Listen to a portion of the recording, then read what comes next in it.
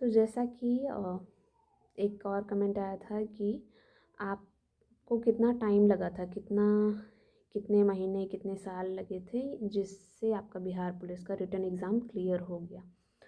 तो जैसा कि मैंने बताया कि ये जो 21,391 पोस्ट की जो वैकेंसी है वो 2023 में आई थी और एग्ज़ाम अक्टूबर में हुआ था, लेकिन वो पोस्टपोन कर दिया गया था और फिर अभी 2024 अगस्त में हुआ और अभी उसकी रिज़ल्ट आने के बाद फिजिकल अभी चल ही रहा है। तो इसके लिए जब हमने फॉर्म आया था उसके पहले से ही पढ़ाई चल रही थी, थोड़ा बहुत हमेशा ही चलता रहता है। तो पढ़ाई चल रही थी और जब मैंने इसका फॉर्म डाला तब से मैंने स्ट्रिक्टली इसको फॉलो करना स्टार्ट कर दिया। मतलब पहले से मैं ओवरऑल सबको लेके चल रही थी, लेकिन जब मैंने फॉर्म डाला तो मैंने बिहार से रिलेटेड सारी चीज़ें कवर करनी स्टार्ट कर दी, जो कि मैंने प्रीवियस वीडियो में आपको बताया कौन कौन सी बुक्स थे या कौन सी चैनल था जिसको मैं फॉलो करती थी। और सेल्फ स्टडी जो कि बहुत ही इम्पोर्टेंट है, आप किसी भी चीज़ को फॉलो करिए, किसी चैनल को फॉलो करिए, लेकिन आपको जो है रिवीजन करना बहुत ज़रूरी है। सेल्फ स्टडी खुद से पढ़ाई करना बहुत ज़रूरी है। बुक बुक को रिवाइज़ करना बहुत ज़रूरी है। सेट्स लगाना ज़रूरी है। आपने जो पढ़ा है कितना आपको क्लियर हुआ है वो आपको सेट्स सब आप जब लगाएंगे तो आपको पता चलेगा।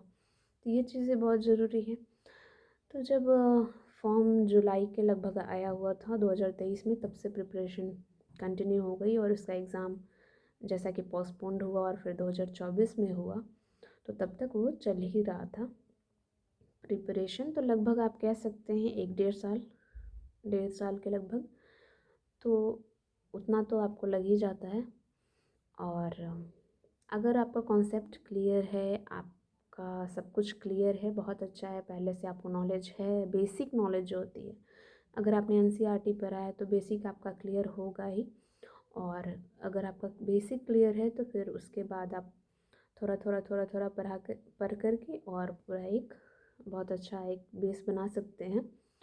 और बहुत ज़्यादा करने की ज़रूरत नहीं है, जो पॉसिबल है आप वो करिए। जैसे कि सेल्फ स्टडी कर सकते हैं, अगर आपको लग रहा है कि आपको कोचिंग क्लास लेना है तो आप बिल्कुल ले सकते हैं। और इन सब चीज़ों का फॉलो करिए।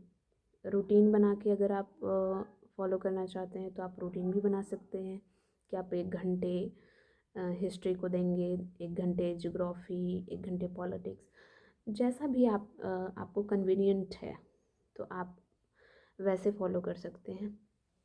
वैसे मोस्ट इम्पॉर्टेंट अगर बोले तो बिहार पुलिस में आपका हिंदी, इंग्लिश और मैथ से तो बहुत ही कम क्वेश्चन आते हैं, लगभग 5 से 10 ऐसे करके क्वेश्चन आते हैं। और वो भी हिंदी और इंग्लिश में ग्रामर से जो है रिलेटेड क्वेश्चन ज़्यादा आता है।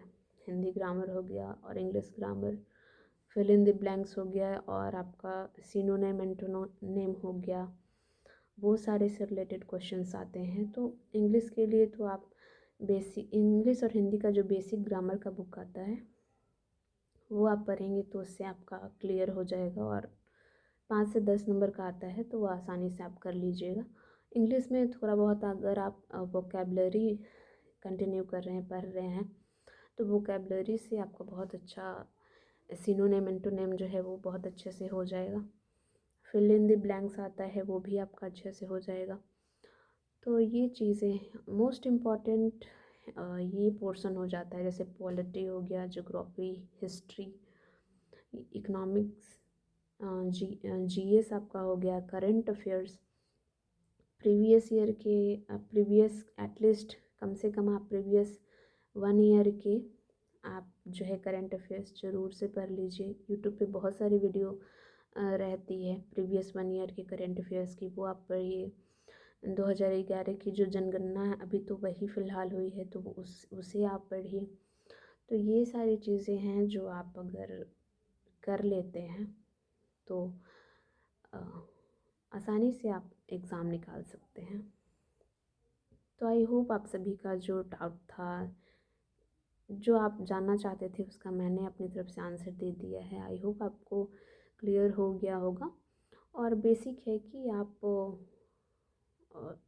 कंटिन्यू रोज़ पढ़िए, रोज़ गैप ना ही करिए, रोज़ पढ़िए। जितने घंटे, मिनिमम 4 घंटे से 5 घंटे लेके चलिए, मैक्सिमम आपके ऊपर है। जितना आप इंजॉय करते हुए पढ़ सकते हैं, जितना टाइम आप उतना टाइम तक पढ़िए। और रिवीज़न ज़रूर करिए, रिवीज़न जो भी थोड़ा सा ही पढ़ा है उसको रिवाइज़ करिए, और रिवीज़न करने के बाद ही नया कोई टॉपिक शुरू करिए।